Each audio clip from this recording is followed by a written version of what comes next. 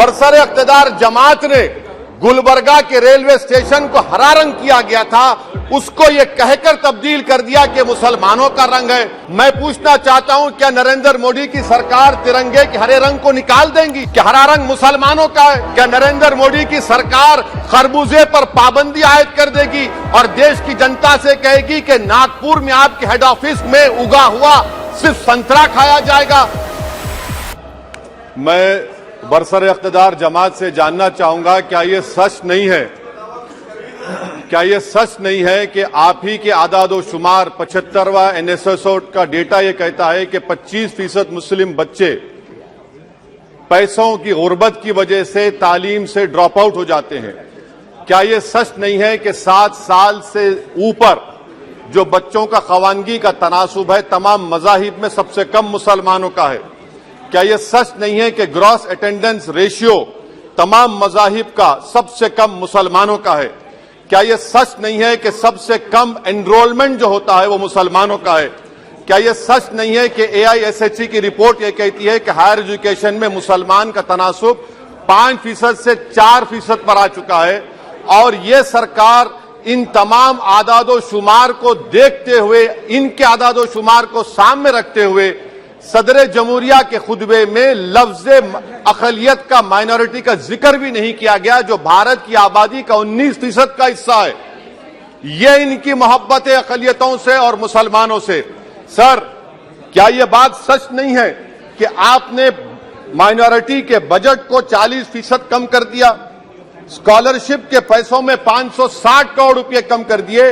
ये आपकी मोहब्बत है जो नफरत की निशानी बनती है। नरेंद्र मोदी की सरकार ये नहीं चाहती कि अक़लियत और मुसलमानों के बच्चे तालीम याफ्ता होकर इस देश को मजबूत करें। वो उनको हमेशा गुर्बत और नाइंसाफी का शिकार बनाकर रखना चाहती है। सर, दूसरी बात इसमें यह है कि आज अक़लियतों को मुसलमानों के ताल्लुक से कोई महीना ऐसा नहीं जाता जहां पर उनको जान से मारने की धमकी नहीं दी जाती।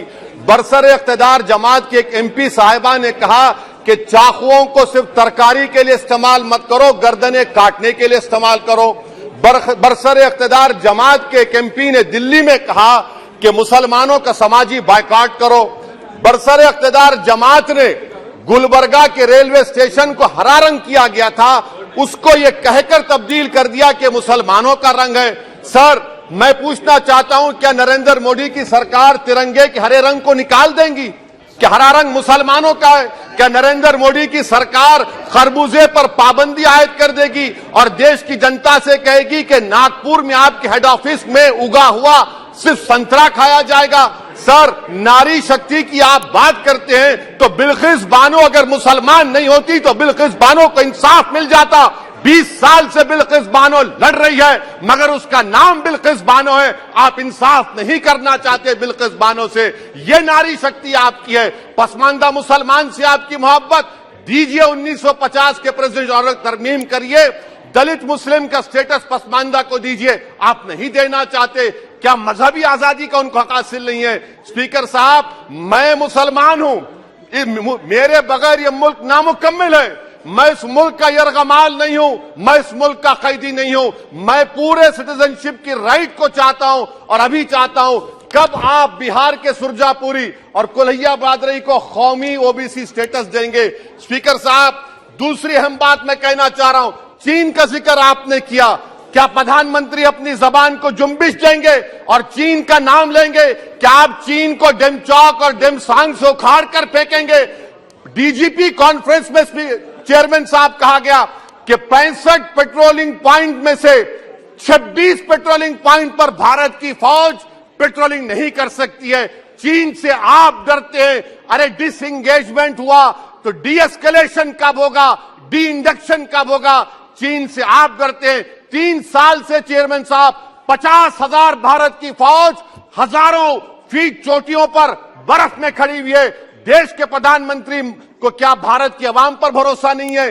भारत की फौज पर भरोसा नहीं है? अरे, चीन का नाम लीजिए वजीर आजम, डरिए मत चीन से। तीसरी पॉइंट सर, हमारे कानून के मंत्री चले गए। पैराग्राफ 79 और 82 में बेसिक स्ट्रक्चर पर, आईनी ओहदों पर बैठे हुए लोग बेसिक स्ट्रक्चर पर तनकीद करते हैं, लॉ मिनिस्टर कॉलेजियम पर तनकीद करते हैं। इस ऐवान में जब एनजेसी का बिल आया, मैं वाहिद एमपी था, अब याद होगा आपको, जो मैंने कहा था कि भारत के संविधान के खिलाफ होगा बेसिक स्ट्रक्चर के। इंदिरा गांधी से सबक हासिल करना चाहिए। इंदिरा गांधी कहती थी कि जुडिशियरी मेरी पाबंद होना, अब नरेंद्र मोदी कहते हैं कि जुडिशियरी मेरी वफादार होना। इंदिरा गांधी ने 42nd अमेंडमेंट किया, देश की जनता ने इंदिरा गांधी को इख्तियार से बेदखल कर दिया। आप वही इंदिरा गांधी के इराक को ला रहे हैं। आप बताइए स्पीकर साहब, क्या ईसाई मानने वाले व्हाइट टेरर हैं? क्या ईसाई मजहब के लोग व्हाइट टेरर को फरोग देते हैं? आप बताइए। मैं यहां पर जजेस को तहफ्फुज करने के लिए नहीं खड़ा हूं, मैं बेसिक स्ट्रक्चर की हिफाजत में बोल रहा हूं। मैं अदलिया की आजादी के लिए खड़ा हूं, मैं एग्जीक्यूटिव की आजादी के लिए खड़ा हूं, लेजिस्लेचर की आजादी के लिए खड़ा हूं। चेयरमैन साहब, कोर्ट का काम यह नहीं है, जजेस का काम यह नहीं है कि नरेंद्र मोदी सरकार की मदद करे। अदलिया का काम यह है कि इस देश की कमजोर और मजलूम आवाम से इंसाफ किया जाए।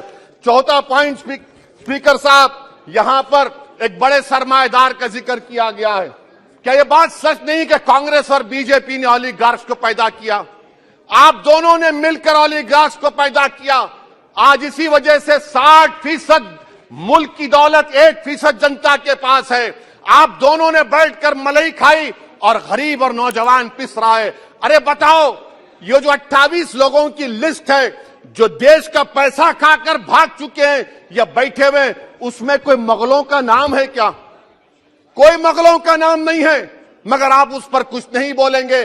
संडेसरास कंपनी है, 15,000 करोड़ नाइजीरिया और केनिया की कोर्ट में जाकर कहती है कि हम हिंदू हैं, भारत को आएंगे तो प्रोसिक्यूशन होगा। आपने कोर्ट में कुछ नहीं कहा, वहां पर एसआईटी आपने बनाई। मगर शुक्र है, मैं लाइटर वेन में कह रहा हूं कि हाइडनबर्ग अगर यहां होता तो यूएपीए लग जाता उस पर। और सर, मैं नरेंद्र मोदी सरकार को मशवरा दे रहा हूं लाइटर वेन में कि ये अंग्रेजी का अल्फाबेट ए बड़ा अशुभ है आपके लिए। डबल ए को आपने कहा कि बेटा फाइटर एयरक्राफ्ट बनाओ, बैंकरप्ट हो गया। अब कैपिटल ए को आपने 17 इंडस्ट्री दे दिए, हम पूरे विश्व में मार्केट कैप हमारा 5वें नंबर पर आ गया। सर, देश के प्रधानमंत्री से बताना चाह रहा हूं कि वजीर दाखिला का नाम भी ए से शुरू होता है। मैं खत्म कर रहा हूं। मैं स्पीकर चेयरमैन साहब, मैं सरकार से पूछना चाह रहा हूं कि क्या जनवरी 2024 और फरवरी में क्या ये सरकार थर्मो न्यूक्लियर ब्लास्ट करने जा रही है? क्या आपने हमारे अतराफ में देख लिया कि उसके अवाक़िब व नताइज क्या निकलने वाले हैं? चेयरमैन साहब, मैं आपको बता रहा हूं कि चीन के बारे में क्या हमको बीबीसी की रिपोर्टिंग की जरूरत पड़ेगी, जिस तरह 2002 गुजरात के बारे में कहा गया। स्पीकर साहब, अकलियतों के बारे में, मुसलमानों के बारे में एक शायर ने कहा था, आग से आग बुझाने को कहा जाता है, जख्म पे जख्म खाने को कहा जाता है। हम वफादार है बताने के लिए, हमको अपना सर कटाने के लिए कहा जाता है। सर, देश के प्रधानमंत्री पूरे फॉरेन टूर में जाते हैं, वहां पर गांधी का नाम लेते हैं।